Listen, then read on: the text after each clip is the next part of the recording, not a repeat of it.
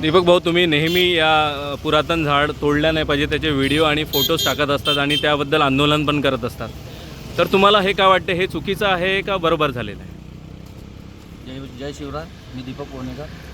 हा जो भाग आहे, परिसर आहे, हा आहे पिपळा रोड, जुना पोलीस स्टेशन ढग्याच्या बंगल्याजवळचा रोड आहे, धनगवळी नगर. या रोडवरती अनेक झाडं आहे आणि या रोडवरती जर तुम्ही बघितलं तर इथं एक म्हणजे 5-6 महिन्यापासून एक नवीन प्रकार सुरू आहे की ज्यांच्या घरासमोर प्लॉटसमोर झाडं आहे ते त्यांना औषधी देतात आहे किंवा मारतात आहे. त्यातलंच एक झाड आहे, हे 100 वर्षाच्याही आधीच आहे, म्हणजे 100, 150, 200 ज्या पद्धतीनं लोक सांगतात आहे त्या पद्धतीने हे पुरातन काळातलं झाड आहे. इथे वटाची पूजा केली जाते.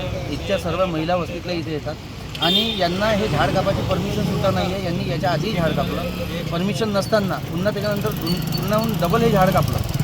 या पद्धतीनं जर झाडं कापत राहिली आणि निसर्गाची हानी होत राहील, हे एक आपल्या जीवन जगण्यासाठी खूप आवश्यक असलेली वस्तू आहे आणि हे कुठंतरी थांबलं पाहिजे. आणि अशी जी प्रवृत्तीचे लोक आहे जे स्वतःच्या स्वार्थासाठी ते कमी दरात प्लॉट विकत घेतात आणि झाडं कापतात, या लोकांवर एकदम दंडात्मक कारवाई झाली पाहिजे अशी माझी या व्हिडिओच्या माध्यमातून मागणी आहे.